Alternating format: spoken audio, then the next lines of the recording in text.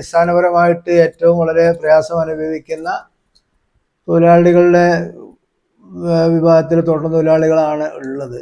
അപ്പോൾ തൊഴിലാളികളെ സംബന്ധിച്ചിടത്തോളം ഈ അടുത്ത് ഇപ്പോൾ കഴിഞ്ഞ 2 ദിവസം മുമ്പ് തിരുവനന്തപുരത്ത് വെച്ച് ചേർന്ന PLCയിൽ നിന്ന് പ്രതിപക്ഷത്തിരിക്കുന്ന സംഘടന എന്നുള്ള INTUC STU ഈ സംഘടനകളൊക്കെ ഇറങ്ങിപ്പോരാണ് ചെയ്തത്.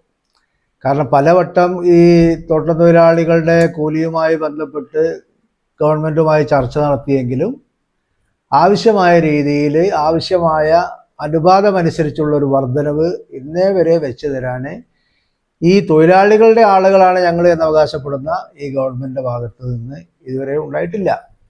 ഇപ്പോഴും ഇലക്ഷൻ വരാൻ പോകുന്നു എന്നുള്ള നിലക്ക് ഒരു ഇലക്ഷൻ സ്റ്റണ്ട് എന്നുള്ള നിലക്ക് ഞങ്ങൾ എന്തോ ചെയ്തു എന്ന് വരുത്തി തീർക്കുന്ന ഒരു സമീപനമാണ് ഈ 43 രൂപ കൂലി വർധനവ് വരുത്തി എന്ന് ഒരു തീരുമാനം അവിടെ വെച്ച് മന്ത്രി തന്നെ ഒറ്റക്ക് പ്രഖ്യാപിക്കുന്ന ഒരു സ്ഥിതിവിശേഷം ഉണ്ടായത്. അപ്പം അത് ഒരു കാരണവശാലും അംഗീകരിക്കില്ല എന്ന് പറഞ്ഞുകൊണ്ടാണ് നമ്മൾ ഇറങ്ങിപ്പോകുന്നത്. 2016 ഈ സർക്കാർ അധികാരത്തിൽ കയറുന്ന സമയത്ത് ഇവർ തന്നെ വെച്ച ഡിമാൻഡ് എന്ന് പറയുന്നത് തൊഴിലാളികളുടെ കൂലി 600 രൂപയാക്കി വർദ്ധിപ്പിക്കും എന്നതായിരുന്നു.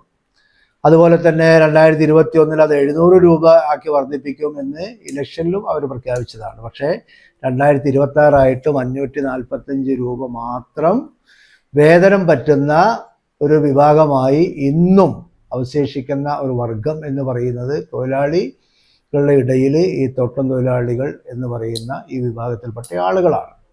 അതുകൊണ്ട് അവർക്ക് പരമാവധി കൂലി വർദ്ധിപ്പിച്ച് നൽകുക, സർക്കാർ തന്നെ പ്രഖ്യാപിക്കപ്പെടുന്ന നമുക്കറിയാം മിനിമം വേജസ് എന്ന് പറയുന്നതിനേക്കാൾ എത്രയോ താഴത്താണ് ഈ കാര്യങ്ങളൊക്കെ ഉള്ളത്. 10 വർഷമായി ഇപ്പോൾ ഇടതുപക്ഷ ഗവൺമെൻറ്റാണ് ഭരിച്ചുകൊണ്ടിരിക്കുന്നത്. 10 വർഷമായി നമ്മൾ അവരുടെ മുമ്പാകെ വെച്ച 31ഓളം വരുന്ന ഡിമാൻഡുകൾ, ആ ഡിമാൻഡുകൾ ഒന്നുപോലും ഒന്നെടുത്ത് പരിശോധിക്കാനോ അല്ലെങ്കിൽ അത് പരിഹരിക്കാനോ തയ്യാറായിട്ടില്ല. ഒരൊറ്റ ഡിമാൻഡ് എന്നുള്ള നിലക്ക് ആണ് ഇപ്പോൾ ഈ കൂലിച്ചർച്ചയിൽ തന്നെ വരുന്ന ഈ കാര്യങ്ങളൊക്കെ ഇടയ്ക്ക് ഇതുപോലെ ഒന്ന് വിളിച്ചിരുത്തി ഇതുപോലെ ഒരു പ്രഹസനം എന്നുള്ള നിലക്ക് ഈ പരിപാടിയുമായി മുന്നോട്ട് പോകുന്നത്. ഇതാണ് തൊഴിലാളികളെ സംബന്ധിച്ച് നമുക്ക് പറയാനുള്ളത്. ഏതായാലും ഞങ്ങൾ നാളെ പത്രസമ്മേളനം വിളിക്കുന്നുണ്ട്. ഒരു സംയുക്ത പ്രക്ഷോഭം എന്നുള്ള നിലക്ക് ഐക്യ ട്രേഡ് യൂണിയൻ മുന്നോട്ട് പോകാൻ തന്നെയാണ് തീരുമാനിച്ചിട്ടുള്ളത്.